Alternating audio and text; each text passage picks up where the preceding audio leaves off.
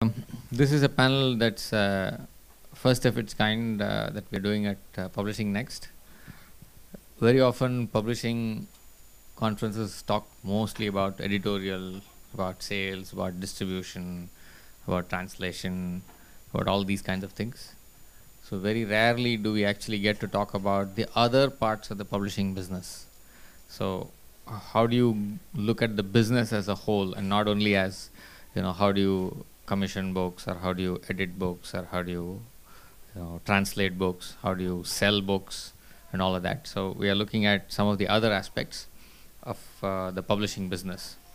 And for the first time, for instance, we have somebody who's a CFO of a company on a panel here at Publishing Next. We have Amit Abrol from HarperCollins, whom I will introduce shortly. So we hope to do more of such panels where we can give the perspective of the publishing business from a very different point of view. Now, technology has been changing publishing drastically on the editorial side, of course. We all know what's been happening with ebooks and all of that. And on the sales side too, with respect to ebooks, how books are sold and marketed and stuff like that. But there are other parts of the business too that you don't see from the outside. So how sales orders are captured, how orders are shipped, how warehousing is managed, how inventory and billing is managed, and then also how there is a mechanism to look at how royalties can be calculated, royalty statements generated, so all of this. So that part of the business will be also something that's part of this panel today. And we are looking at hearing from all these publishers not so much on how technology helped us in the past. I mean, there have been various developments in the past, but what's happening today and what they see as the outlook for the near-term future. So we can try and learn from some of their experiences and also learn from what they believe is likely to happen. So their insights into what's likely to happen in the future. So let me just quickly introduce my panel. On my far right is Alind Maheshwari. He is the Marketing and Copyright Director of the Rajkamal Prakashan Group. After completing his post-graduation from the SP Jain Institute of Management, he started the modern retail, e-commerce as well as e-book section for the group. And they're a Hindi publisher.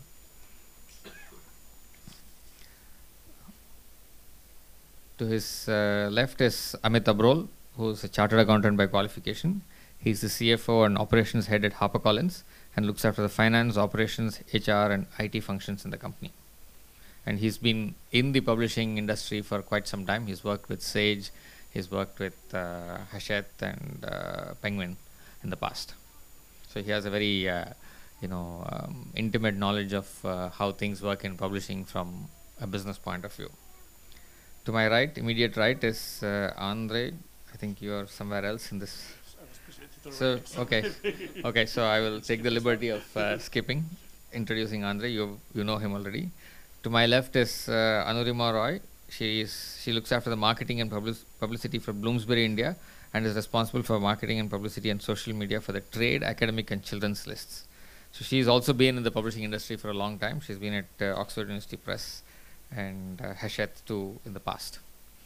And to my far left is Gandhi Kannadasan.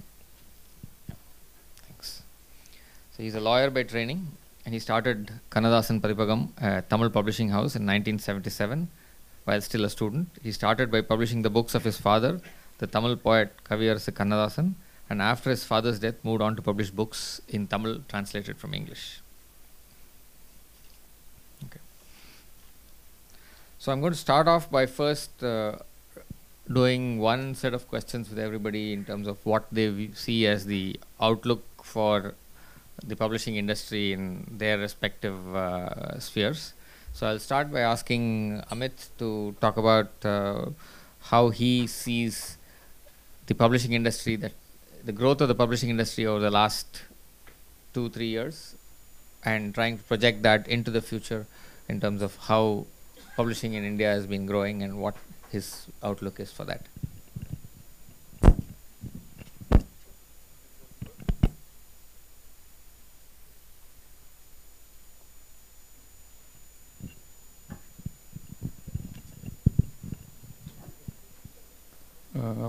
As Satya said, so I've actually worked across companies within the publishing industry. I mean, I came into publishing by accident, as I've said in my profile there. But it's a journey which I think. I mean, I joined publishing in 1999, and it's been it has had its ups and downs. But then I think now for the past some years I've started to actually enjoy it. I joined Harper about exactly 5 years back, actually, and apart from what you mentioned about the publishing generally, I think what I've seen myself from a specific HarperCollins point of view is the way we've kind of evolved the processes.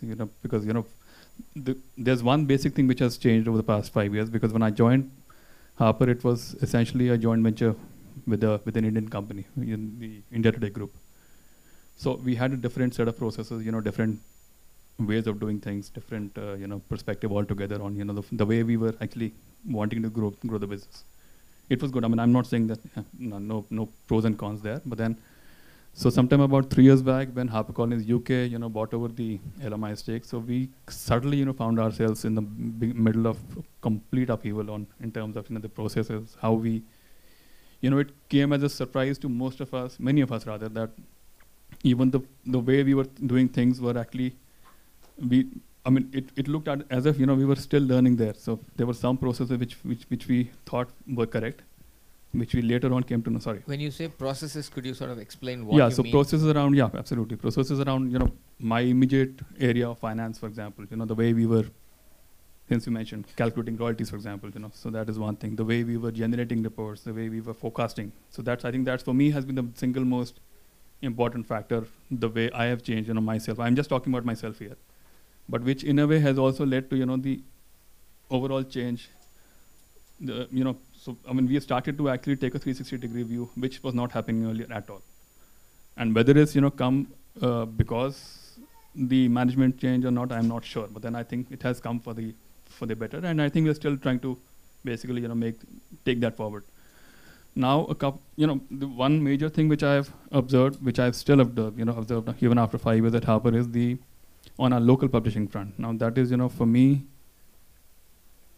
I mean, we've got so many authors here. For me, that is actually the most important, area. I mean, so it's about 35% of our revenues come from local publishing, and about 60 to 65% come from our trading, books. So trading, it was. When you say local publishing, you mean English publishing in India? English publishing. We've got a few Hindi books, but largely English books, yes. So just to clarify, because local language is... Oh yeah, sorry. When I say local publishing, I mean the Indian originated, largely in English language. As opposed to books that are published by HarperCollins outside the world and you import and... So that's what I call the trading model, right, which is about 60 to 65% of our overall revenue. So what I have, over the last 3 years, I've seen that the revenues that we were generating from the local publishing is actually, was coming from volumes rather than values, which is fine. I mean, if it's good to grow volumes. But then what was also happening was we were publishing, I think, far too many titles, one, which also meant that, we were not able to pay enough attention to every one of them the way we would have liked. So we've had bestsellers, yes, but then we would have liked to actually, just kind of broaden that list a bit. So then we took a conscious decision about a year back, which is, I think it's worked all right. So what we've been trying to do is we have a 5-year plan set up for the next 3-year plan, where we have kind of agreed to slash down, not immediately, but progressively over the next 3 years we've tried to slash down the number of local titles that we publish here. At the same time, if you want to achieve whatever 10 to 15% growth on the local, the list. I keep mentioning local list. So then the growth has to come from prices, right? I mean, if you have prices or you sell more of what you publish. So for me, I think the two biggest factors which I set a goal for myself is that print less, sell more, and which I think I'm seeing the results kind of already, even though it's going to be a gradual process, but I think we're getting there. Just to clarify again, I think this works. So when you say the sales is coming more from volumes rather than value, to sort of clarify for everybody, volumes meaning you're selling, let's say you're selling 1 lakh copies of 50 titles, right? So 50 titles, selling 1 lakh copies.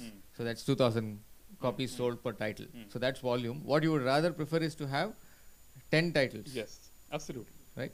So each selling, Each selling, 10,000 copies each. So So that's I mean, to give an example, if you're publishing 200, 225 titles, we're getting to a certain, turnover.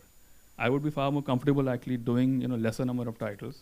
I mean, it puts pressure on my logistics, on my warehouse, on my accounting, on my everything, on sales, of course. So what we try to do is just to kind of, make the basket a little leaner in that sense. And I think we'll get there. We're already seeing a kind of a shift towards that. I'll come back to you on a few other things. Could you tell us, Anurima, about what your experience has been on the similar?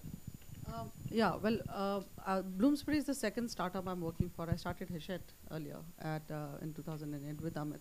He was around. And Bloomsbury is a second startup. Bloomsbury, of course, entered in India only in 2012, as I'm sure all of you know, or most of you know. It is a very small publishing house compared to the larger giants. We're not a big giant. We are niche in terms of publishing. We only do very good literary fiction or narrative non-fiction. And the only difference... Small means the list is going to become is going to remain literary. The voice is very well defined, which is important in today's world to have an identity where you have a voice and you stick to the voice. So we will publish literary fiction, yes. We will publish narrative non-fiction, yes. We will publish a certain kind of book under a certain imprint, and that's it. And we'll not go over that. In terms of numbers, yeah. They're doing right now and bringing it down a bit. So small in your terms would mean how many titles a year kind of a thing? So we've got different divisions. So if you're talking about international trade, which is important because Bloomsbury is again truly global. When I say truly global, a title, a book, or an author is acquired by the entire group. So an Indian author, for example, we published Raj Kamal Jha's She Will Build Him a City. We've published Don't Let Him Know by Sandeep Roy. Bought in India, published by the entire group. So the advance or the money is paid by the group as a whole, not just by India. So everybody pays, everybody makes their marketing plans, everyone pitches, gives in their sales numbers, defines their quantity that they're going to buy, and then all of us sell the book. That is what I call truly global. So how many of those books can you really do in a year? You shouldn't do more than 12 to 20. It cannot go more than 20 at any cost. Yes, we also have different imprints. We've got a custom publishing imprint, something I think everybody was talking about yesterday.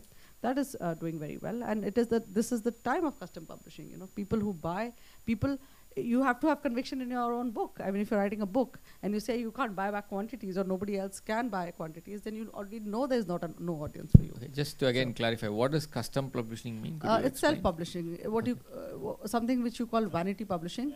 Really, but it has to go through a process. It cannot be done in isolation again. I mean, I want to publish a book. I can't just write my content and go into a printing press and publish it. One shouldn't. It has to go through all the quality checks, which is why it's important for publishers to have a custom publishing department, rather than going to a site or somewhere where they say, okay, fine, just give us your content and we'll publish it.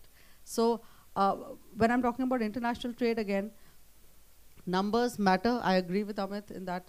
You publish small quantities, you be focused in your list, you do focused marketing, get in the revenue for those, try to aim to sell lots of those, get them translated into many languages, which is what it is the time of translations. Yeah. That's what. No, I said smaller number of titles. Focused titles sell more.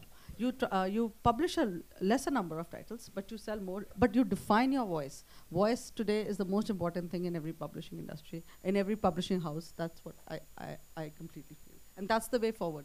Everybody should know the list that a publisher does just by hearing the name. Okay, HarperCollins does this, Hachette does this, Penguin does this, Bloomsbury does this. You know the publisher and you know what they're publishing. And that's essentially what it should be. Everybody, otherwise, today we see everybody's publishing everything. Commercial, whatever is selling is, people are just publishing commercial suddenly because that's what sells, Authors which we wouldn't have touched 10 years ago, are being, wooed into publishing houses to be published because of the numbers. I'd just like to add an important fact here that a publisher's job is not only to cater to market tastes, it is supposed to build market tastes as well. So unless you have a voice, you'll never be able to build a market taste. You're just going to keep catering to them. And ultimately, I mean, we all know where it's going.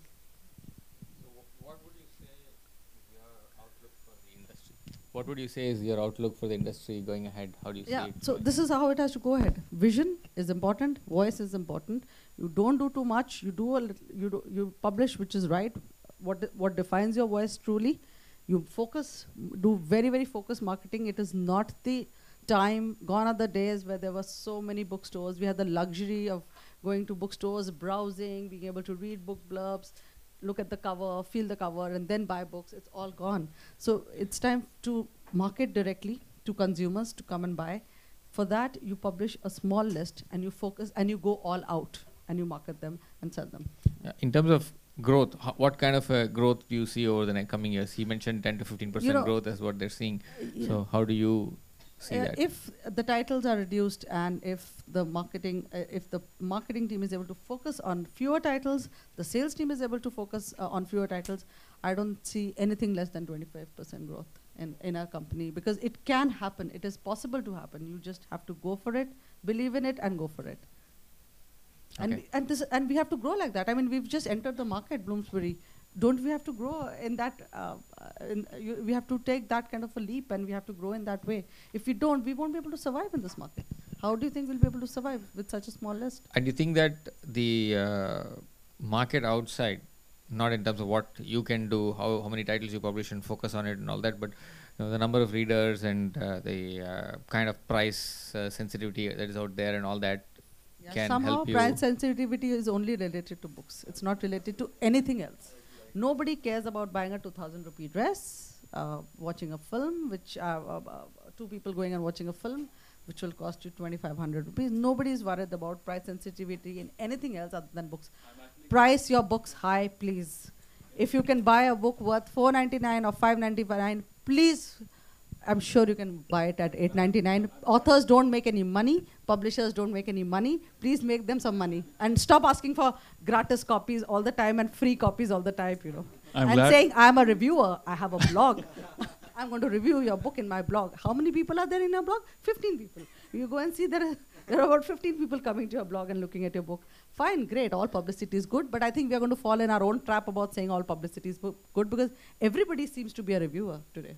I have to announce this back to my team when I get there. I'm a marketing person agreeing to a price revision, which I keep talking about all the time. So you mean she wants a price lowering of books? Well, if not lowering, not to increase the price. Please increase your prices, guys. If you don't increase your prices, nobody is going to sell anything. And today, I'll ask everyone to do an experiment when you go home. Everyone is a publisher, etc. in their own might. Everybody is doing something or the other. Do a free session for children or do a free session for adults. You'll see 5 people coming in. Charge 2,000 rupees. There'll be 50 people coming in. Nobody attaches value to anything which is free. And let's not give them this thing to give. And somehow everything attached to books are free. We've done launches. We've heard of launches. We know of publishing houses who have done 200, 300 launches in a year.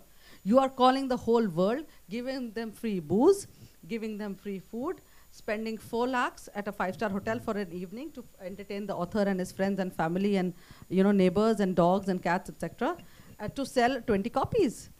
You end up selling 20 copies, not even that at times. So that's all gone. No more events. I just wanted to check with Andre on how he sees what he's been hearing here with his experiences. He's been an author, he's been worked in publishing houses, he's now also teaching in a publishing studies program. So how do you see that, Andre? Well, I could agree with quite a few things that have been said here, but that would be rather boring. So I would rather put some stuff we've been hearing in the last day and a half in a more global perspective, and start by saying that it seems to be that the publishing has a certain kind of identity crisis nowadays. There is one book, we teach our students that the book to read about publishing is John B. Thompson's book, Merchants of Culture.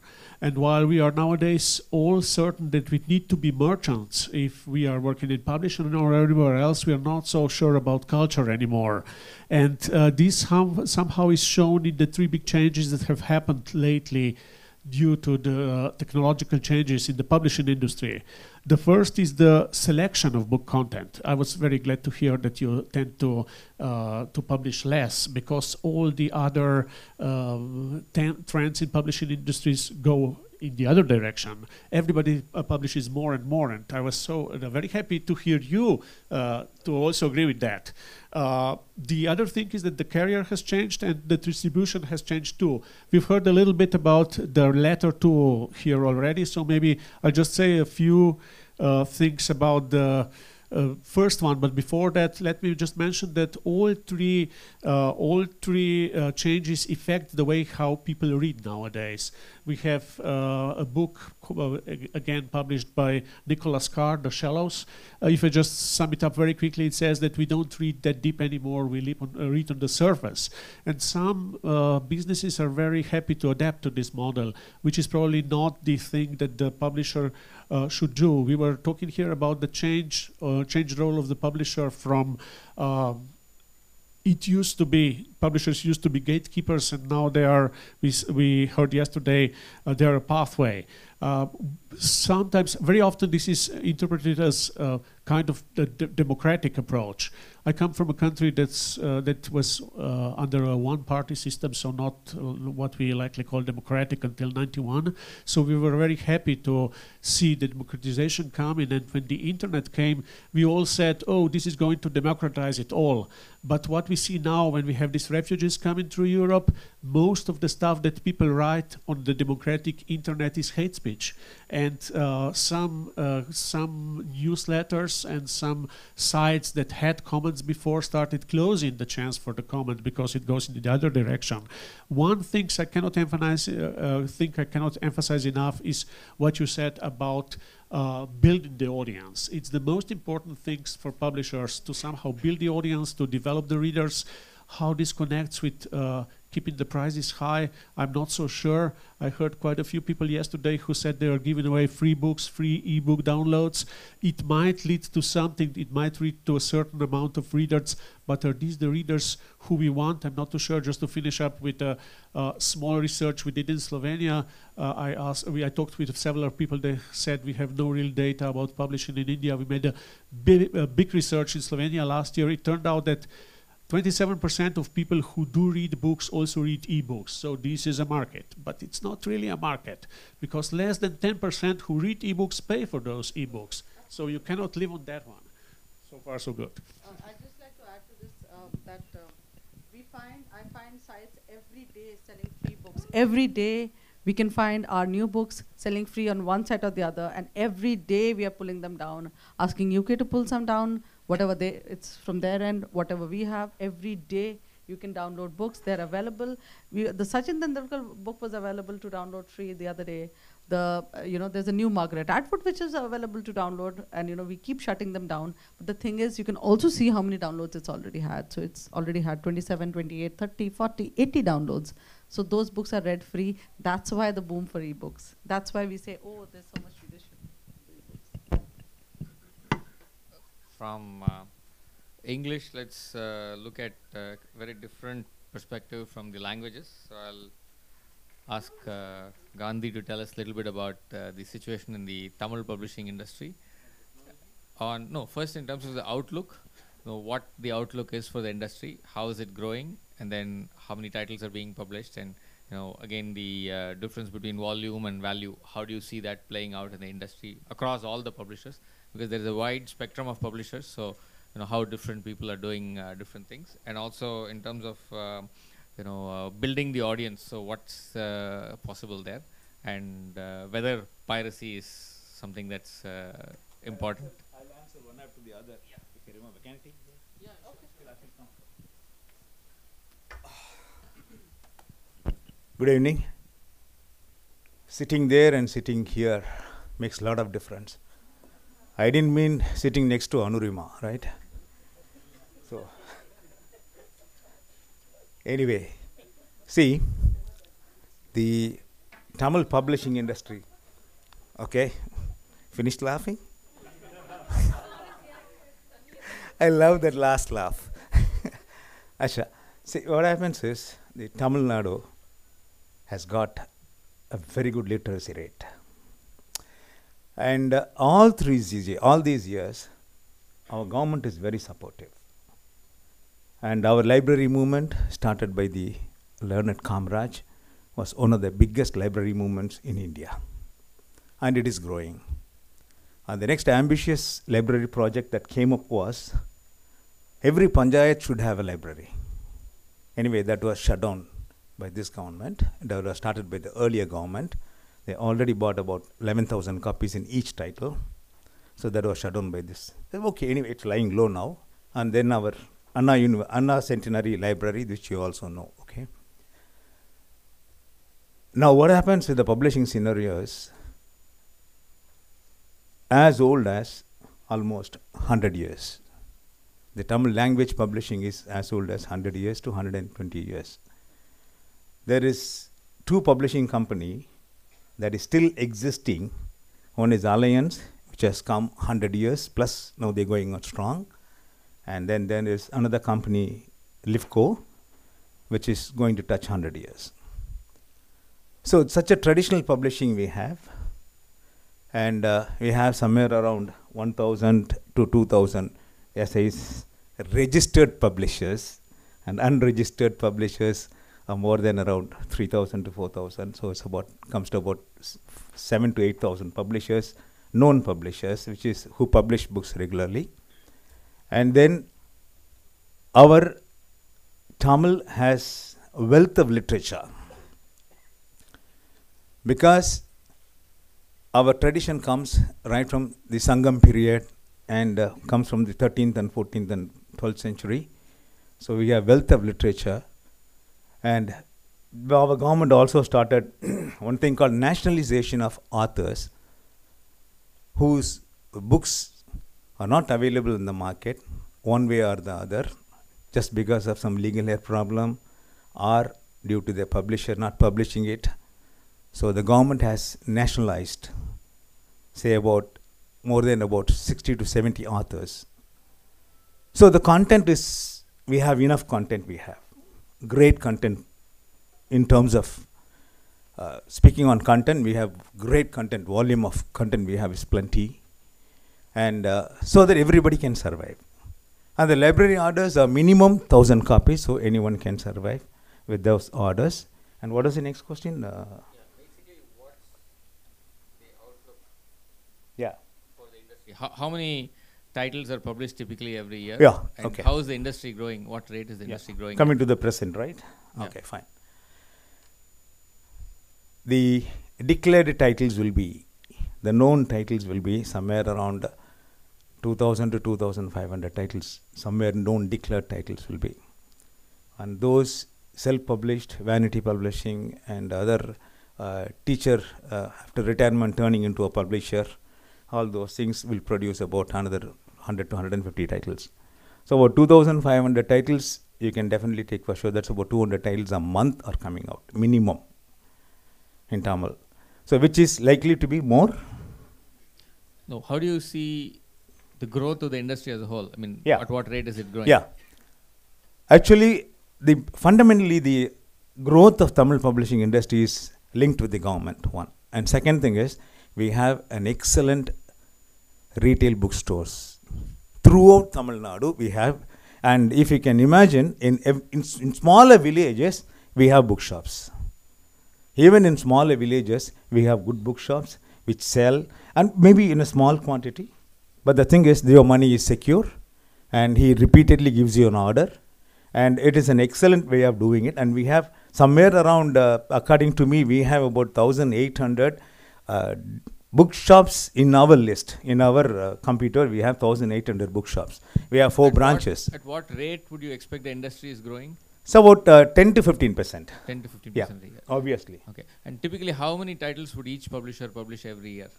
See, it depends on the size of the publisher. We may be big in turnover, but the thing is, what we are doing is about 50 to 60 titles. And what you are doing in Kidukku? We are also now doing about 50 to 60 titles. So which brings out an average of about big publishers 50 to 60 and medium publishers around 25 to 30. Small publishers depends on the library order that's going to come. They all have, everything made in a CD form. Okay, they'll keep it in a CD. Once the library order announced, then immediately they go for a POD, print about 100 copies, submit to the library. Once a library order comes, they print 1,000 copies. So now the technology is also used this way also for us, and which means the growth is about 15 to 20% regular growth. Okay. And in terms of pricing, how do you see the pricing relative to what Anurima was saying? Yeah. Is there price resistance? What is the typical pricing for a book? Why this Q&A? You don't know that, right? I was a lawyer, okay? So, so I would love to answer questions and ask questions. And I can't put everything in my mind to just bring it out because I'm just thinking of talking on the technology what we're using, right? Okay, I'll come back to that next. Can I? Sorry? Yeah, sure. Oh, so what is the, what was I asking? I forgot. Yeah, pricing. That's what I was asking. Pricing. See, actually, we publish, our IPO, right? Initial print order, our IPO is somewhere around 1500 copies for each title. Because our content is very strong. We take content very seriously. We plan our content, we think our content, and we want the content not to fail. So that's the main reason we select the content and do it, layout and everything. And the price, because it is 1500 copies and we are very sure within a year it will sell 4500 copies, that it may go for 2 more reprints. We are very sure. We price it on a very medium level. But normal pricing is for a demi-size, what do you call the size? Is it? Yeah, Demi-size, demi-size. They price it around somewhere 12 to 15 rupees or 10 to 12 rupees to 15 rupees they price. Because if they go for POD, I mean print on demand. No, this is for 12 to 15 rupees a copy, you mean? No. For 16 pages. For 16 pages. So what would be the retail price of a book, an MRP of a book? Yeah, MRP of book, typical MRP, average book. Average book of an MRP of which form? How many forms? About 10 forms? I mean, any typical book that Any is typical book. Your bestseller, for instance. Yeah, bestseller, we normally don't increase the price. Dr. Abdul Kalam's book, Agnichiragal, which is the translation of Wings of Fire, we sold about 6 lakh copies so far, and we are still selling. And the price was 130 in 2007. We are still maintaining the price. See, the thing is, it depends on the volume. But the normal average price of a Tamil selling book is from 60 to 150 to 400 rupees. So now would you say that a typical book that you're publishing, which you expect to sell 2,000-3,000 copies a year, what would be the typical price of that? Yeah, typical price will be 150 to 200. Okay. Say somewhere around 320 pages. Less than 220 pages. 320 pages. Okay, and 20 forms. See, we keep about 10. Because the volume is more. 3,000 copies will definitely sell in a year. Okay, and now looking at the same concept of volumes versus value, what would be your reaction to that? See, if the volume is more, my idea, okay, the volume is more, we don't want to increase the price because it is affordability that counts as far as a regional reader is a concern. So I want him to buy. So I can definitely not think about making more money out of it. I don't mind going in the second class air-conditioned coach rather than going in the plane if I could afford to reduce the price of my book. Because it could reach a reader. That's what I want. Can you? Yes. We'll come to questions a little later. Okay. Now, in terms of piracy, what's the impact on Tamil, would you say? I am very happy to inform you all that there are no pirates available in India. Sorry, in Tamil Nadu. In India, that's my dream. There are no pirates available in Tamil Nadu. So but we have plagiarists. Okay? That's a different conversation. We'll come to that later. Now, but there are no piracy. There is no piracy. Otherwise, they could have pirated many of my books. They have not done. One of the things that's interesting to ponder in this context is why is there no piracy in Tamil? I don't know about Hindi. No, because we got a prize. We got a prize which is called Beat the Pirate Prize. So that's where we score. So that's an interesting point where you may want to increase price, but then the moment you increase price, you may also have to deal with piracy. in a very low price scenario, the pirates simply can't compete. So they don't even try. So that's an interesting point I wanted to make. Okay, yeah, thank you, Gandhi. Back to you later. Thank you. So I now ask Aline to talk about similar situation in the Hindi publishing industry as a whole. Thank you. I'm completely agree with Amit ji and Arunava ji ki if you have less titles, you can focus on focus on them more. There are several reasons, but around minimum 15% I think for the next year. Next year. Why do you think right now it's not doing because we are a habit of lesser printer. If the books goes well, the next printer we will. Yeah. Now I think let me move on to a different topic of using technology in the publishing industry. So I'd like to start by talking to Anurima about how they're using technology at Bloomsbury, and tell us a bit about that. I mean, I can only tell you about marketing especially. We had a 2-hour session in the morning about how we're using technology and what to do. You know, again, as a late entrant into the market, you have to capture the market very quickly. So, you know, one of the main things is, of course, we use the digital platform to our advantage constantly. You know, which is, of course, you know, what has come up only about 5 to 6 years ago properly. You know, it has taken time to settle in. We educate ourselves every day. You know, and one of the things we do is find out every day, go into all these different sites and see which ebooks are downloadable for free and try to curb that. It takes a hell of a lot of time to do that, but we try and do that all the time. So yeah, as technology has its advantages and its disadvantages as we see.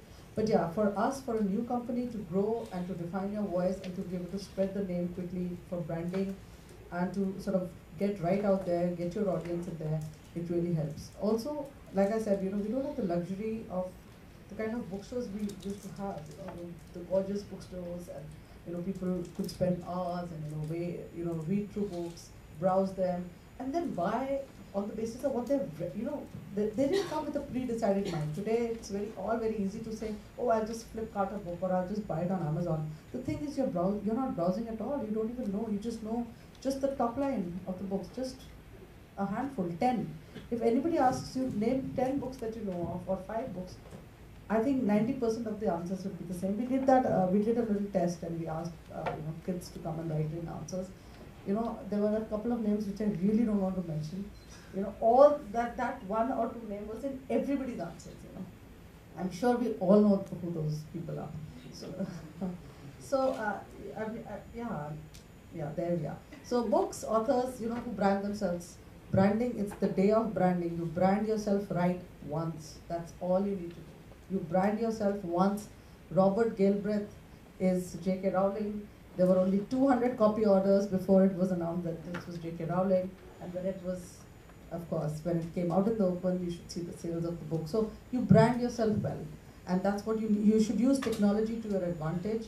And also try and monitor it properly. Technology you know, needs to be monitored, needs to be used to engage people constantly. Just getting in the numbers in the first burst, you know, it's all very easy to say, oh, I have a 30,000 Twitter following. What the hell are you doing with those 30,000? And what, if you look at conversion to sales, you're probably not selling even 5 copies out of those, you know. So how do you use that properly? That the focus should be to get the numbers in. Of course, the numbers can keep trickling in. To be organic as much as possible, use your technology organically, and to be able to sell more by reaching the right audience and to engage constantly with consumers, because you know the middle interface is almost gone. Now you're creating the demand, you're talking to your consumers every day, telling them what to buy, and they are then going and picking up it up on Amazon at a huge discount. Could you give specific examples of how you're using technology to, you know, Target. create the market, to you know, build the market? Because now you said you are a very small publisher, so marketing is critical to you. So one of the, well, I'm going to be leaking all my secrets. That's what we want to know. That's what So, we want to hear for. Yeah. So now, for a small publisher, we have a very small list, and we have to. What is the single largest asset that a publisher has? Anyone? Just one asset. And what contains your list is your authors, right? So we only bank on authors, and that's all we do. So to be able to dig into your backlist constantly, please, we always move ahead because we are always looking ahead. We look ahead so much that we don't know what's behind us and what we're leaving behind. So to be able, what we do especially is to keep working on authors who can grow from the B rung, who are selling mid-list, who are selling 5,000 odd copies, less than that. How to pull them and make them 20,000 copies sellers, How do you pull up authors who've written, who've only sold about 1,000 odd or 2,000 odd? How do we pull them up to become 5,000 to 7,000 sellers? So you keep pulling authors up by rebranding them constantly, repackage, rebrand, rework, and put them out in new avatars all the time. Don't let your products die. Don't let your authors die. I think we kill them off much before that area. And how do you use technology to do this? What's the what learnings? So you use, how do you brand them again and again? Now there's an author who's got 6 books behind her or him. So you pull them out again. You use things from that. Use it on social media. Ask your authors to keep writing things. Do a Twitter chat. Do a blog. Keep bringing them back after a while. Keep bringing them back after a while. Keep branding them. Keep working on them. Don't forget them after the first 3 months that we used to do.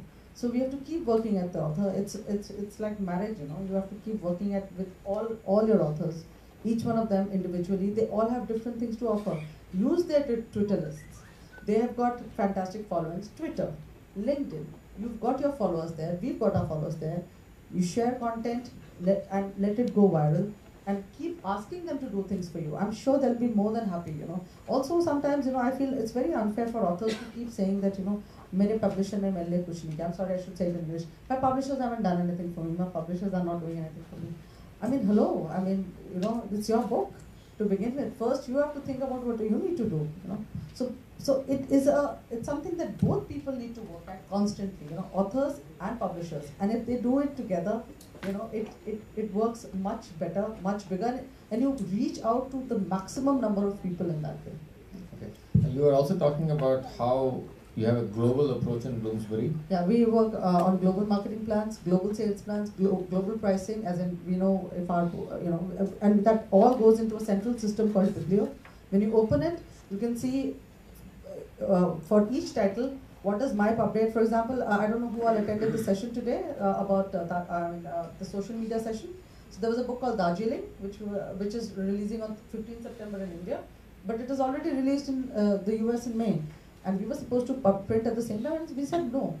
We do not publish books. The big books should only go in September. So we decide when we want to publish it, what cover, what our price is. Similarly, we release William Dalrymple's books, for example. India releases first, and then it may be UK or US or whoever, But we release it first. So everything is there. What we are pricing it at, what UK is pricing it at, what is their pub date, what Australia is doing, what US is doing, and what anybody else is doing. So how do you have these discussions? I mean, we have a global marketing plan. So I make my marketing plan, circulate it to all the others. Then they add in all their inputs, send it back. We send it then to the agent and the author, and circulate it to the group. In fact, all our marketing plans, all the reviews go into the central system of Biblio. Everybody can go into it and look at all the coverage which has come for every book, area-wise, country-wise, and and what the plans were. Okay. Thank you. Now I'd like to ask Amit to tell us a bit about what he's doing in the technology front in Harper. So the thing that I spoke about again, the lowering the number of titles. That's all very well to say, but what we've also seen is that. I mean, it sounds very simple. It's not. That the scheduling of the titles, for example. I mean, it may come as a surprise to a lot of us, but then, simple things in the entire pub schedule, right from the manuscript to when you actually ship the books out. Every second title was becoming a crunch title, which is not the way, we're supposed to work. When you say crunch title, what do you mean? Crunch title that, we want this like this. First, since you got the manuscript delayed, then, all these steps have got delayed, and suddenly you see that, no, we want this yesterday. So it's got so bad in between. So what we've tried to do is, it's a very simple process. We call it the critical path process, where so it's basically nothing but an kind of a Google Plus sheet. It's an Excel spreadsheet, nothing else. So very simple kind of thing. It looks very simple and it's very simple to operate. We just try to map each and every process in the entire process, right? Even finance is involved. Finance, logistics, of course. But so every step has a date to it. I mean, it's very simple. It sounds very simple, but believe me, when you actually get down to it, you see people actually spending their brains over it. Like well, where did I go wrong? So then, because one date shifts and your entire process. So because it's very important for us now, especially since we kind of we are looking to reduce the number of trials, but it also means that whatever we have to get them right. We have to get them out at the right moment.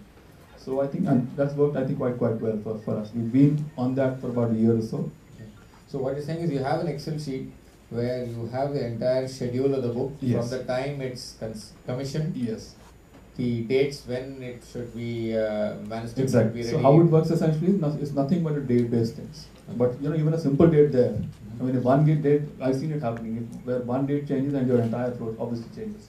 Okay. So we've tried to get that right, and I think it's worked well. So multiple people will have access to the same sheet, absolutely, yes. and then they'll keep making the changes. Exactly. So it's kind of put on a central server where me, marketing, sales, editorial, of course. So they all feed in there.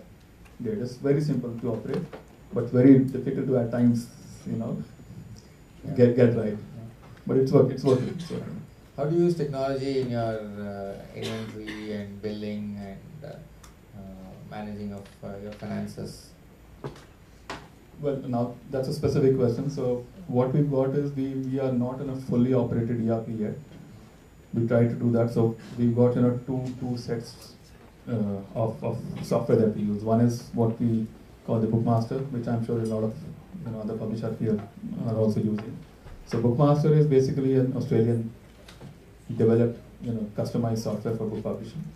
So we use that for inventory, receivables, and sales, of course. And then what we've got is a finance, which is again an in-house developed software. I mean, just to go back a little bit, I tried 2 years back to operate the finance module also out of Bookmaster, but then we were not fully comfortable with that. So for finance alone, you use something else. And then the problem is the two systems do not talk to each other. But then what we've done over the past about 8 months is we've made the systems talk to each other, where it's a forced thing where we take out kind of reports from one system and just plant into the other one. Because earlier it was more or less a very manual process. I mean, we were working on the reports from one system, then actually making entries in books of account. But now that has stopped. So it's a completely it's a semi-integrated, semi-ERP kind of software that we use. Okay. And how do you manage your warehousing? How do you use technology there? Do you have a lot of automation in your warehouse? Not to that extent. So the only automation that I can say is like the same Bookmaster that we've got. I mean, it allows us to an extent to actually automate some of our processes. Things like even the annual stock take, for example. Because that is one function that I have actually come to like very much about Bookmaster. It gives us that's just a small example. In terms of the other automation, we haven't really gone there yet, because I haven't seen too many publishers here, even the other peers, for example, Penguin or. So I think we still need a bit of time and resources to get there. Thanks. And your perspective on use of technology in publishing, how it has changed over the years, what are they doing now?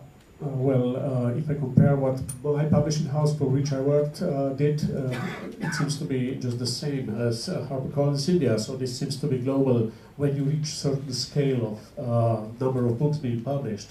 We use tracking down where the book content is. We use every possible data, and we collect every possible data and get depressed on book sales, and we use, of course, all the possible social media promotion that we can give to our authors.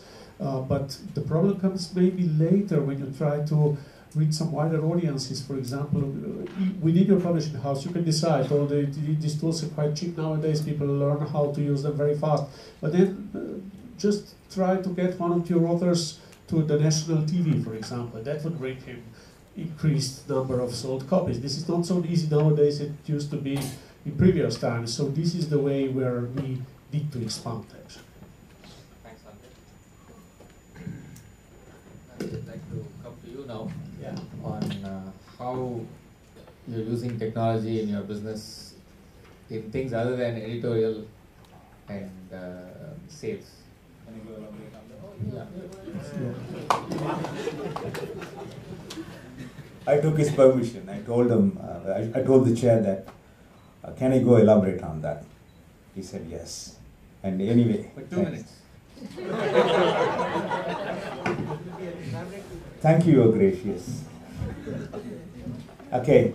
See, how many of you are here regional publishers, regional language publishers? How many of you are here? Fine. How many of you are here regionalized English book publishers on a small level? Okay, fine, okay. So how many of you have got more than 2 crore turnover and a 1 crore turnover? How many of you? Okay, very few, which means this is my audience. How many were there? Oh, 2 or 3. I saw your hand, though. No, yeah, okay. Do you work for income tax? Acha, now why I'm telling you is, see, the thing is, for a small publisher, technology is a must. If you are going to harness technology, definitely I tell you, piracy or e-book, stealing away your content in e-books, nothing is going to affect you at all. First of all, in your company, you should have the integration of your accounts. What is the basis of your company is the accounts. Without the money, you don't know where you're going. Without the proper accounts, without the proper inventory, you don't know where you're going, where you're sailing. So basically, we corrected that with the, we customized the software also. See, we have been in the system computers right from 1997. 95, we bought a computer. At that time, it was MS-DOS and WordStar. So even then, we were able to do some kind of an accounting software, which did not work much anyway. So the thing is, later on, things started changing up. Now we have a software called Tally, ERP9. We are using ERP. Okay, so we are using everything further. We have about around 48 to 52 staffs there. We have about 4 branches, and we are able to interlink our entire accounts.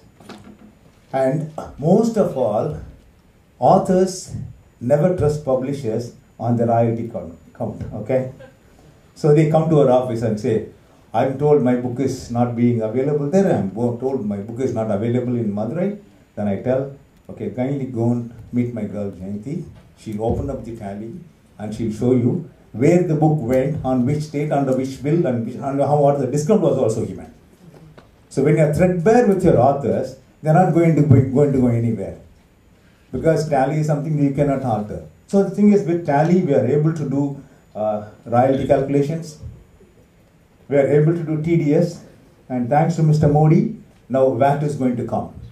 Actually, VAT is going to come for publishing also. Wait, let me finish that. And FPPA and FAP is fighting on that. Okay, we are being representing them, because I was vice president in FPPA and FAP also.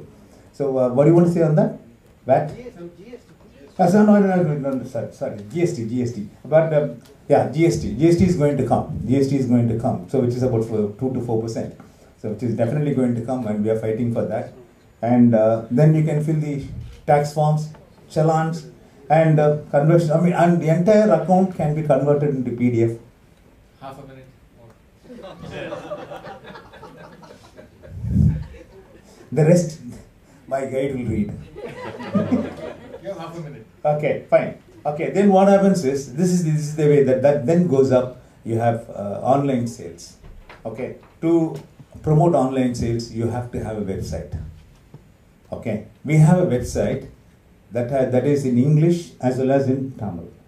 Okay, so this helps not only to promote and sell my books, and also to promote our company and the brand name, because whoever in abroad does not know Tamil, and then we tell them, you just click on the English so that the website will come in English. So that projects your company to a third person, and this is the way the website has gone. Half minute over? Right. Thank you. Thanks, sir. Aline, what would you have to say about how we are using technology? Not only in your company, but across the Tamil publishing industry. Sorry, Hindi publishing industry. Actually, I believe Hindi publishing industry right now is in a transmission period. some of them are developed themselves technology friendly, and some of still planning to or just afraiding to be technology friendly because they think it is a bit expensive, maintenance issue. Who will, because for better technology you need some for better technology you need some better resources, some better manpower, which industries lack of. And what, Yeah, so basically, when your own company, how do you use technology? we have billing softwares like PubPlus by Spring Software. Through this we manage the inventory, and we use accounting them also. All the branches, all the data we take backup, all the facilities there. Okay. And recently we relaunched our website, which has a royalty calculator. It's not live right now, but backend work is done.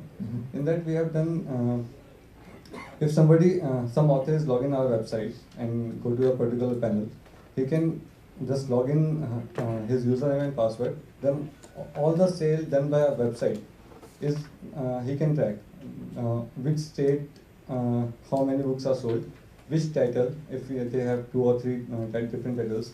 This title is 2 copies, or 5 copies, or 15 copies. And total, below that, the total amount of copies sold. And this, after that, we are planning to integrate with the offline sale. Whatever the offline sales, we will upload it to the panel so that the authors can check it. And currently, you are selling ebooks across which platforms? We have, our ebooks are on major every platforms like Daily Hunt, Flipkart, Google Play Books, Rockstand, and we recently launched our app also, which is ebook anyway. You're also on Google Books? Yeah. Yeah. Okay. Now, when you have these multiple platforms that you're selling ebooks on, you'll be getting orders from all these different platforms, right? So how do you manage these orders? Do you use any software to manage these orders? Have you considered? Right now we are not using any other software. We are using it manually. We get mails and then we manually update the prices and inventories, and as soon as we order, we. Okay, but have you considered? You were talking about Unicommerce, so you. Yeah, we are planning to, but we are not started with that. Okay. What does that software do? Could you explain? That software to the audience? If you are in marketplace and 2 or 3 portals or more than that, Unicommerce can integrate all the control panel in one website, so that you can manage your inventory, your price, and everything through one updation. So no need to update in different panel, different everything. Okay. Gandhi, I just wanted to ask you about the same thing. Yeah. In terms of the e-commerce platforms on which you sell. Yeah, very much. Which platforms do you sell on? And see, our website orders, the money is processed through CC Avenue. Okay. No, but which are the other platforms you sell? Your own website is one. Yeah. My own website. Then we have apps, and then we have our what do you call that? Facebook orders. Facebook. Then we have free apps. I can show you that. See, we created a free apps. You're selling your ebooks through your own website. You're selling ebooks. No, we are not selling through. We are selling through Google, and we are selling through what do you call that? Amazon. We are selling. Okay. Daily Hunt. Daily Hunt apps books, ebooks. Yeah. Ebooks. Yes. Okay. So now all of these orders that you get from Google, from Amazon, and so on, how do you actually consolidate? Do you look at consolidating them, or do you look at handling each of them separately? Separately. Yeah, because 3-party ledgers, whatever money they give comes into their account, and the money is fine, but the order processing. Like he said about Unicommerce, so you're doing it separately. Definitely. Okay. How many people have heard of Unicommerce or something like that? Okay. Okay. Just to clarify. Okay. So now, as a publisher, you would like to be selling on every platform. I'm talking not just ebooks but print books too. Right? So you have listed your print books on, say, Amazon. You have listed it on Flipkart. You have listed it on, Infibeam, or you have listed it on. You could even do it on Snapdeal or whoever, right? So you will keep getting orders from all of these different channels. Now, when you get the orders from all of these different channels, you have to now go and look at each of these websites of each of these channels to see whether there is an order, and you have to process it there. But you also have to give them your inventory status, because if there is no inventory, you shouldn't be listing it there. So now what you do is you would have to split your inventory and say, okay, I'll put 5 in this, 5 in this, 5 in this, 5 in this. So you have 25 and you do that, and then slowly it comes down. But the other alternative is to go with somebody like, say, Unicommerce. I'm not suggesting that you should go with them specifically, that's just the name that I'm giving you as an example of idea. What they do is, they integrate all of the different channels into one window. So you get a single dashboard on which you can see all the orders at one shot. And then you can also give a specific inventory to them, and they will manage the inventory across different channels. So if you say you have 25 copies, the moment there is an order in one channel, then that will decrease across all the channels, they will show 24 copies. So that makes managing the sales across multiple channels easy. And for a publisher, I think that's increasingly going to be quite important. So that might be something that you might want to look into at some point of time. The volume has not come. So yeah, so that's something. So that the problem comes.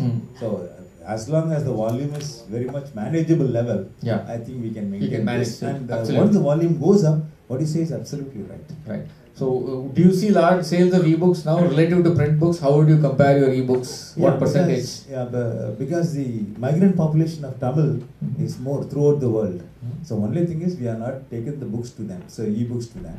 So it may happen in a very late. But currently, what percentage of your sales would come from ebooks? Very negligible. Very negligible. Very negligible. Yeah. Okay.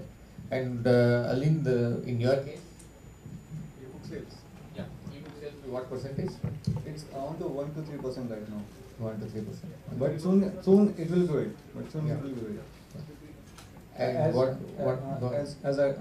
as I know before coming here before two or 3 days, Amazon is already done their work to come in regional languages in Kindle as a ebooks. So probably December or January is going to come in as a regional languages with Kindle. Okay, so then you expect it to expand much more. Okay. We just pass it to Amit. Amit, in your case, what would be your experience with ebooks? How is the sales percentage relative to your overall sales? We haven't really seen, I'm talking about the HarperCollins India books, that is. So we are currently looking at about 2 to 3%, I think, same as what you said. Okay. And and a couple of things which have, or rather one, thing which has not gone in favor of ebooks is obviously, Flipkart moving out completely. But then what we are also seeing is, because currently we are on Google, we are on Amazon, we are on Daily Hunt, yeah. But yeah, now so a couple of other big e-tailers that we're looking at is Script and Co. So I think we are banking upon them to actually just take up the percentage. Okay. But were your expectations for ebooks higher? Yes. So and you've found that they're not really growing as We fast have, as the other thing is, which I've seen, I don't know why that is happening, is that we've seen the more than the locally published books. What we are getting from HarperCollins US, for example, or the UK, those books are doing far better in India than. I'm not sure what the reason is. Whether it's because the price cannot be a factor there. Yeah. So I'm not sure what is happening. Okay, that's interesting. So that's maybe a case in point. It's quite similar at the moment. The foreign books are doing better, and the bestsellers are selling on the books much easier. And they're also because for the big books like Khaled Hosseini and all of that, there are promotions that are run from UK and the US which trickles down, and which is easier for people to buy. But in India, we don't have a vision yet, and that's what we're trying to build actually.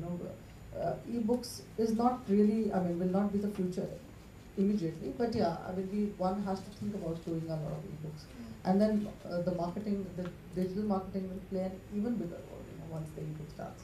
So we'll have to think on those lines. We are already thinking, but somehow the Indian books, even though they are global published, are selling better in UK and the US than they're selling here. It's amazing.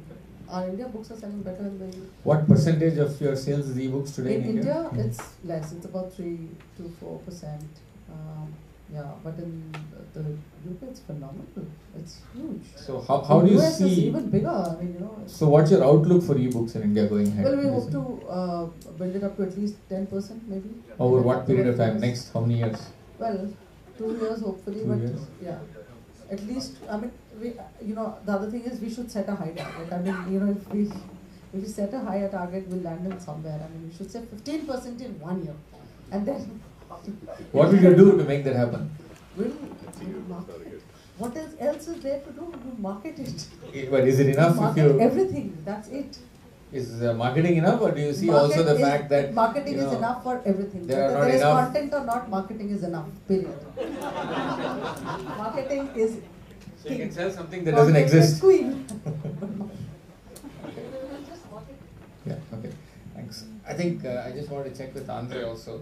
Well, the figures for the whole Europe are more or less the same. It's between 1 and 5%.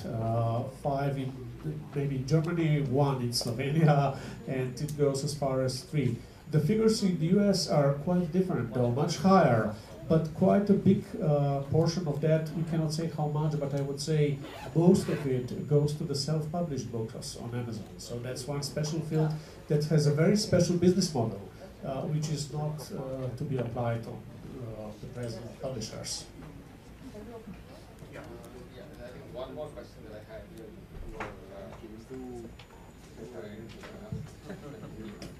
Now, you've been talking about marketing, and have you looked at going direct to customers, selling publisher directly to customers? That's what we are doing. We have No, in the sense of not marketing alone, but even selling.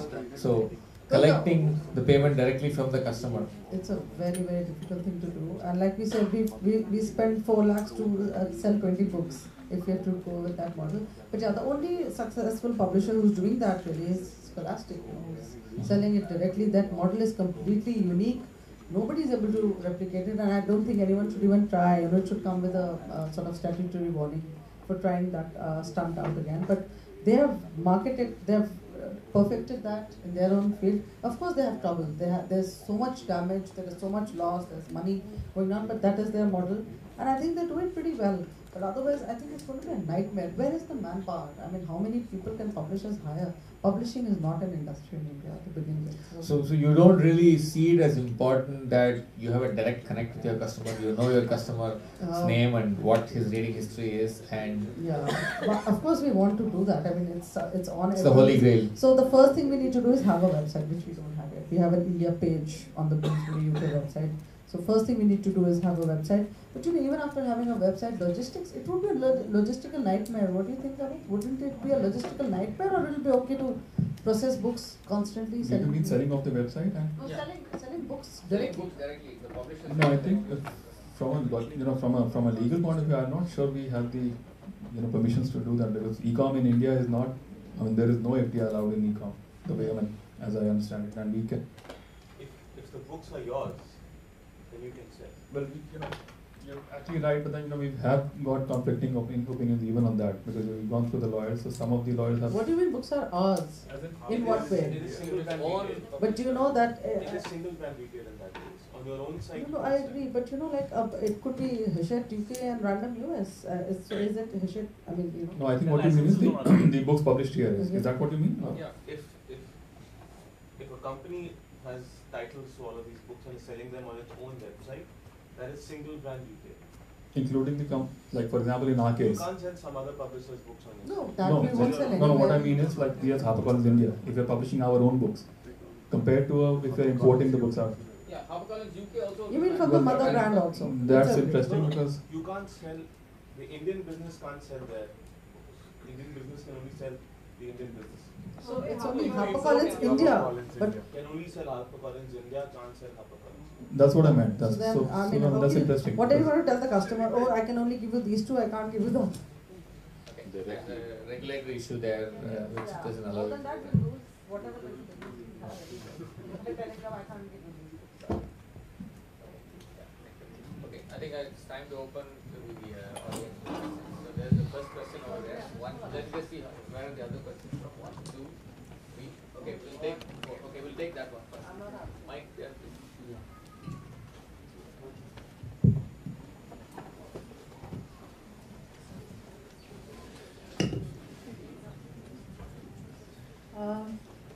a very interesting figure of ebook sale percentage.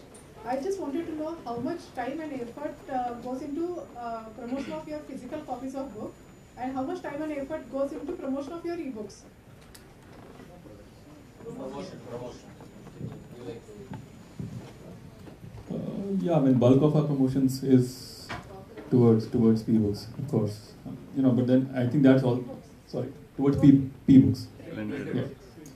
Which probably makes sense, because again, I think it's more of a catch-22. Till the time that we see the ebook market really growing, we can't.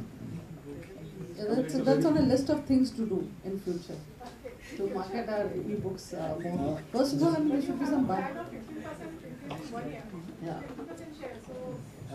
Yeah, so that's the thing. So, unless you set yourself a target which is high enough, I mean, if I'm going to be so lenient on myself and say, well, let's just grow like 2% more in the next year and we'll be happy with it, then I won't even grow that much, would I? Yeah. I'm just saying, let us set ourselves high target. Like I said, let's price our books high. It doesn't matter, and say. Yeah, that's what. No, she's saying if you're thinking of growing 15%, of course that's the plan of doing more, and which is again where digital marketing comes in more. Because ebook as opposed to printed books, which we can market in several different ways. Ebooks, there's only one or two probably ways to market it. We tried 2 or 3 books we promoted with Daily Hunt, and that books really go well. Downloads of those books really increased, but we don't push every book in ebook. Are more focused on the printed books right now. So when you say you promoted it, did you promote it or did they promote it? We give the discounts to. Okay. And then they promotion. Okay, that's okay. Yeah, that is the very good experience with News Hunt. The Daily Hunt. So actually, we have been getting checks for 45,000 rupees, 60,000 rupees, and 70,000 rupees a month. So they have been doing it very well on that ground, and we are so happy about it. And we want to give them more titles. Only thing is, they want to have a discount. They say you offer a discount to the reader, and which we are reluctant to offer a discount because we don't want to price lesser than the printed copy, and probably it's going to take some time, and that's the reason it is slowly, the sales is slow. But the thing is, we don't want to underprice the electronic book rather than the print. So that's the reason. And Google has already given us about $1,230 or something like that. And it is their share. I mean, our share is 52% and their share is 48%. And the 52% share itself is about 1,200. So I think it's Google is going to grow as well as News Hunt is going to grow. And so what period? about 4 months. 4 months, it is a fantastic sale for us, if you ask me. And only about 10 or 12 titles in Google, and about 40 titles, I think. 60 titles are with News Hunt. But once the promo comes up, actually we have done one more promo, like free apps. We have made it in the Google Play Store, and it's about Songs of My Father. So it has already gone about 50,000 to 1 lakh downloads. So it's free. So there, after the song, they can touch the Kannadasan Padipom advertisement that takes them directly to the Padipom website. Okay, the same way we are planning for News Hunt also. So one more free apps. But why can't you do for lesser price? Because you don't have production cost for ebook, right? No, the thing is, we really appreciate a reader who buys a book, the hard copy, the print book. Ebook is also a book. He's reading it. Yeah, ebook is something where the book is not, physical copy is not available. I want them to buy that. Where the physical copy is available, let them buy the physical copy. It's more convenient for the reader. You're right, sir. You're right, sir. Probably. Device is far better than paper. Pay more for more something which I is will more pay more convenient? for digital because it's more convenient for me to Yeah, read. you'll pay more for Yeah. it, right? Yes, I do. So, please price it higher.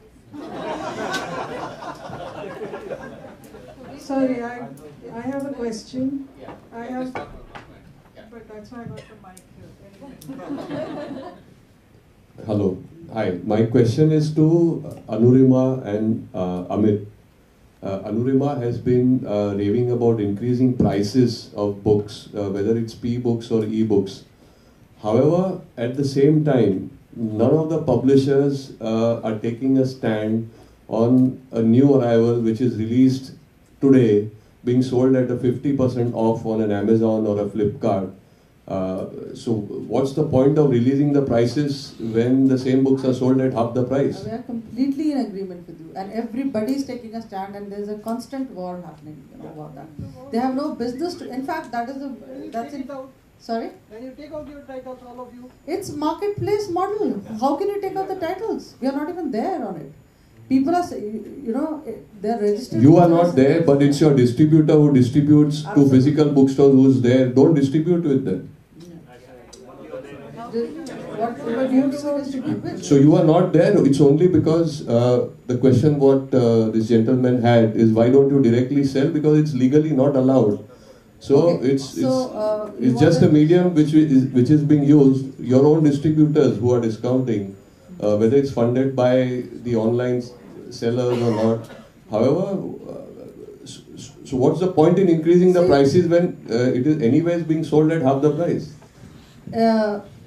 It is the money which is burnt not on the publisher's side, it is burnt by the online seller. So if they want, if you're discounting it from your own pocket, you're welcome to do it, but the norm is not to give more than 25% off. We've been fighting for this for at least 7-8 years now. We've had massive conversations, fights about it, and as long as we publishers could directly deal with them, it was even better. But if that is a bubble which is going to burst, they will not be able to discount anything very much for very long.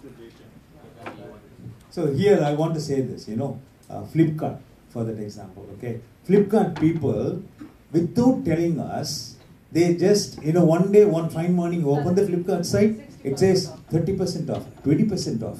Then we said, you are not understanding my books. Then they said, see, you have already given it to us, we will do it. We said, one more time, if I see there is a discount price, discounted on the book, then we are pulling it out. Then they did it again. Okay, then we spoke to them, but they are not soft about it. They're just a little rude about it. Somebody is supplying us, we will do it. Then I issued a legal notice. I told them, you are not supposed to sell my books. That's all. Whether you sell it on a discount, you don't sell it on a discount. Now they have the catalog, and when you go there and you see it is out of stock. There is no stock. So you have to take a very strong stand that if they are not there, Amazon is there. Amazon is there, very good people. They say, we don't want to undersell our book. We don't want to give a discount on the book. Please don't give a discount. Because we want traditional booksellers to survive rather than these online booksellers. Okay, we want them. Because these fellows may close their shop tomorrow and go. But an online bookseller, but a traditional bookseller, where he will go? Once he closes, he cannot open, like Landmark. So we don't want to encourage the online booksellers at all. So we tell them, no discount. If you are going to give a discount, then they say, we got courier and everything. Can I? Yeah. Wait, 1 second, mics have to go around. Sorry. So, yeah. Amazon are always cheaper than Flipkart. No, listen. No, I'm talking about my books, sir. Okay. No matter what book it is, it's cheaper. No, it is not cheaper. My books are not cheaper. A very brief remark. In Europe, most of the countries have a fixed price system for the book, where you have a price that's on the book and you need to sell by that price for 6 months, 1 year, 2 years. There are a few exceptions. For example, if it's a book reading, it's cheaper and this and that. But basically, this system works, and there have been analysis of this system. And somehow it makes a broader amount of titles being available for the audience, for the readership, and definitely it does help the booksellers.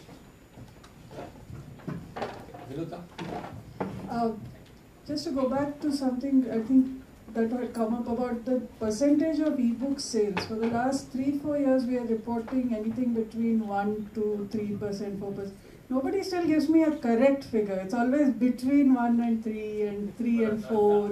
I would actually say it's smaller than that. I know it's smaller than that. That's why I want to know. I know it's smaller than that. I want an exact figure. And I want to understand that despite for the last 5 years and 6 editions of this conference, with all the gung-ho-ness about e-books, why are we not selling e-books in the way that it's predicted? because now the devices are there, affordability is there, mobile apps are there. So we are more ready now in the last 2 years. Why hasn't it translated in your, in your assessment and research, what is coming? We are trying to find the same answer, since you asked. And since you asked for a specific, value, I think in our case it's about 2%. Not 2 to 3%. It is about close to about 2%. Thank you. Just trying to answer that. We also want the bookstores to survive. Thank you. We also want the bookstores Thank that you. are left Thank you. to survive. Okay, just to answer, I think on the tangible, non-tangible debate, I think I've always had this debate internally, and ebooks probably are not taking off the way it is supposed to. All of us assume that by today it would have been at least 14-15%. It's not tangible, and hence consumers are not willing to pay for something that they're not getting tangible. And that's a clear debate that I have it. So we have a loyalty card. We have 6 lakh loyalty customers as Prospect Bookstores. The moment I make that card mobile, saying that I will not issue the yellow card, you just use your mobile number, he will stop paying me the 250 rupees that he pays me. So there is a continuous debate between tangible and intangible. I think music, classic case of iPhone, iTunes not working, people not downloading, people not paying. So and vis-a-vis the Gaana.com and the Savan now doing exceedingly well. So I think that kind of a model is more appreciated, which is subscription and ad based, rather than a per view or per book page. That's the point. The question here. Yeah. One second. So the process, this question is for Satya. Satya, the dial for books, I believe this is like a good model for every publisher that they can adopt it. Can you give how the process works in the back end, from the supply chain perspective? Okay, sure. So what happens is that for our own books, we know exactly how many copies we have, and a customer can call a number at any time of the day, 24 hours, and nobody will actually pick the phone. There will be a recorded message that says, please tell us what book you want, tell us your name, your address, and your number. Number of course is captured, and we'll get back to you. So the moment that call comes, we have an automatic capture system. So every call is logged, and we have an interface where all the calls are listed. So the next morning, or if it's happening during the day, people will respond, somebody in our office will respond immediately. But if it's happening out of office hours, then somebody will come the next day and call all of these people. And then if it's a book that's ours and we know we have it, we'll immediately capture the order and then ship the book the same day. If it's from some other publisher like say Kannadasan Palipugam, then we would have to check with them whether they have it in stock. And in some cases, we may have some of their copies because we also have a retail outlet. So some of their copies may be in our retail outlet. So we know for sure that there is a copy with us, so we can take the order. Otherwise, we have to check if it's in stock.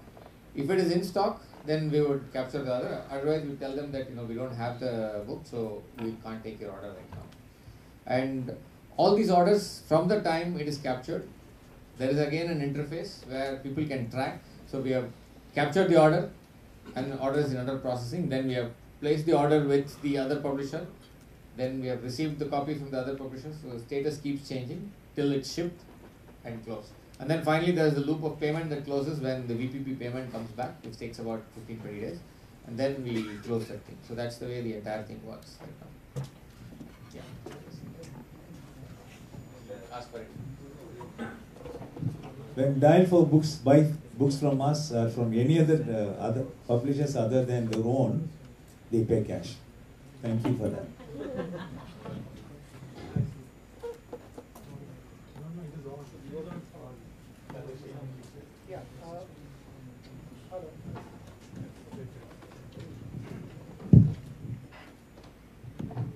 Yeah. Any one of you publishers thinking about building an app where directly person can purchase the book, print book, not the e-books, print books from the mobile apps? The app we developed is an option. You want to buy a print book or an e-book. If you want to buy a print book, just fill your address and everything. We will ship that book. Or if you want to buy an e-book, it immediately downloads on your mobile. We are coming out with this question is different. This question was different. No. A customer can directly print the book from the app. Buy Buy, in-app purchase. Do you see any impact of Flipkart closing its ebook app? I don't think anybody is selling on Flipkart much. They are closing because they are not doing anything much themselves. Is probably what is happening. No, basically what happens is with Flipkart and other online people, book is a bait for them. No, he's talking about e-books. Yeah, no, I'm telling you, a book is a bait for them. Okay, to lure a reader who may buy some more things or some other things along with that. That's the main reason they are losing this bait. So e-books, I'm sorry. This is what is. There was some question here somewhere. Somebody had a question. I have 3 minutes. On this. Yeah, there. That is a percentage. My question is specifically for Mr. Amit as a CFO. I always have a question for various titles. Are there various rules or processes for pricing a book? Do you go through it in a financial way of ratio analysis or other kind of financial things? Yeah, sure. I mean, means how do you price a book? Is there a formula for it? Well, there is no formula. What we do is we have a costing that we do for each and every title. There's actually a P&L that we prepare, a full-fledged P&L for each and every For every title there is a separate yes. P&L. For every title there is a For P&L. every title we have a separate P&L, yes. I mean, it can't be a straight formula. It may or may not work. But for every title there will be a different rule to it. Normally English books is detailed, but wait, they charge you one. For every title that we publish it, what I meant. Whatever title that we publish it. So in this P&L you would be also analyzing the quantity to be printed. Everything. Yeah, Everything. So right from print runs to what the marketing budgets are going to be, what the prepare. I mean, it's basically an entire P&L down to the net profit. Any other questions? Yeah, Thomas. Satya, what is the percentage of sales to this, dialect book? It will be about, right now it will be about close to 10%. I do understand that overheads are big, heavy for especially the big firms, the organized firms, not us small players. But what happens to the Alan Lane vision that books have to be affordable? Is it still relevant, and more so in a country like India? And also a small add-on question: do you all have a different pay structure for paying commission to your outlets in Tamil book publishing as against English? Let her take the first one and then we'll. You'd like us to answer the fact that books should be affordable for people. So this question. The vision. So, somehow this is only asked for books. Nobody asks for anything else to be cheaper. But books always people want free. Books always should be cheaper. Books always should be a problem. The vision is to increase prices of books and for people to buy them in bigger quantities and read them, because a book is an experience which you'll never get anywhere else. So overheads, it's not just the overheads. To produce quality content, when you're talking about content, like I said, marketing is everything, but I'll of course differ from that a little bit. But when you're looking at a good book, a good writer, when you're commissioning a big non-fiction book, there's a lot of research that goes into it. Is anybody even thinking of what that author is going through? There are authors who are traveling sometimes on foot, walking miles on end to do a particular research. They're writing books after doing years of research. The compensation they get for it is very, very little. Honestly, in honest terms, if he were to spend that amount of time in a corporate job, he'd make at least 5 times more the money.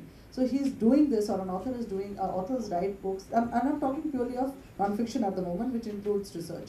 And for fiction writing, which seems like just a story, it needs also tons of imagination and time. So one work needs to be rewarded, and I think that a little bit of money that they make out of books royalties should be good. I think I'm getting signals that we need to close the session. So thank you everybody for a great session, and if anybody have questions, you can catch up with them.